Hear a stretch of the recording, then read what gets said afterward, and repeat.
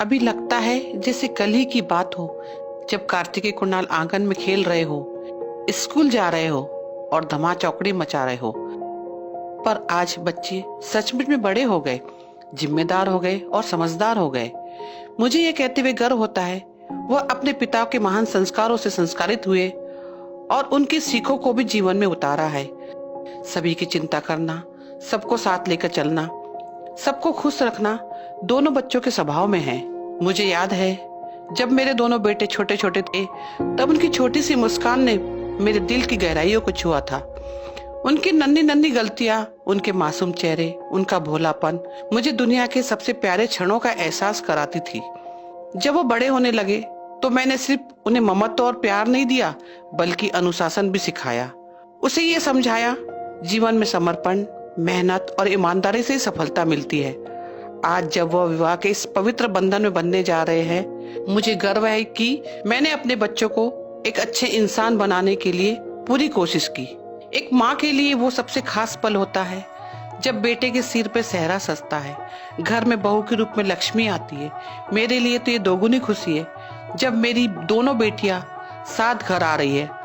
आज अपने प्यारे बेटे कुणाल को एक नई शुरुआत करते हुए देखकर मैं बहुत भावुक हूँ। खुशी के अवसर पर पधारे आप सभी का मैं स्वागत करती हूँ। आप सब ने हमारी खुशियों में शामिल होकर के इस यादगार अवसर को और भी खास बना दिया। अमानत और रिद्धि के रूप में शिव साधना की बगिया के दो प्यारे फूल आ रहे हैं। पहली बेटी रिद्धि और फिर देव सेना के रूप में अमानत के आने से हमारा शिव परिवार पूरा हो गया। असल में ये हमारी बहुएं नहीं, हमारे घर की लाडली बेटियां हैं।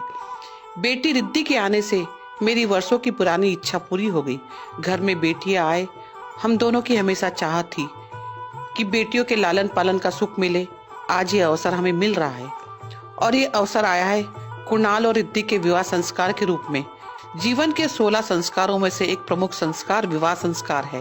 पहले गणेश पूजन होना, लगुन का आना, सत्यनारायण की कथा होना, माता पूजन, पितरों की पूजन, हल्दी चढ़ना, मेहंदी लगना, मायके का भात, संगीत होना, चढ़ावा चढ़ना, दूल्हा घोड़ी पे बैठना, द्वारचार होना, वरमाला होती है। फिर सबसे अहम रस्म फेरों की होती है, जिससे विवाह संस्कार संपन्न होता है। मुझे अपनी शादी का समय याद आ रहा है। 32 साल पहले मैंने भी एक नए जीवन में प्रवेश किया था।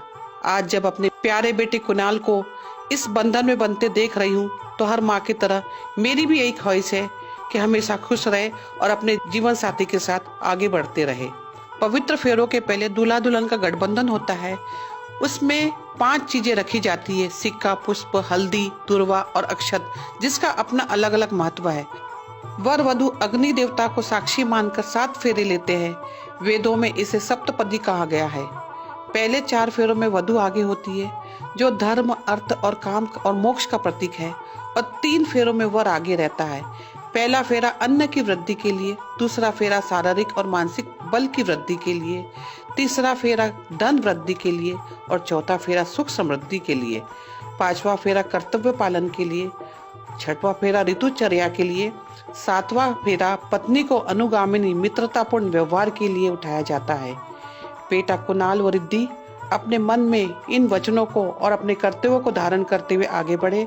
उनका दाम्पत्य जीवन सुखमय और समृद्ध हो। प्रत्येक कदम पर एक दूसरे के साथ मजबूती से खड़े रहे, यही मेरा आशीर्वाद है। शिव और साधना के आंगन की 2 प्यारी चिरैया अमानत और रिद्धि, जिनके चहचहाट से पूरे घर में खुशियां ही खुशियां है। चारों ओर आनंद ही आनंद, सब तरफ त्योहार जैसा उत्साह है। ईश्वर से प्रार्थना है हमारे परिवार की दोनों चिरैया अपने कदमों से सुख समृद्धि के नए द्वार खोले, सदा खुश रहे और दोनों परिवार की डोर को मजबूत करे।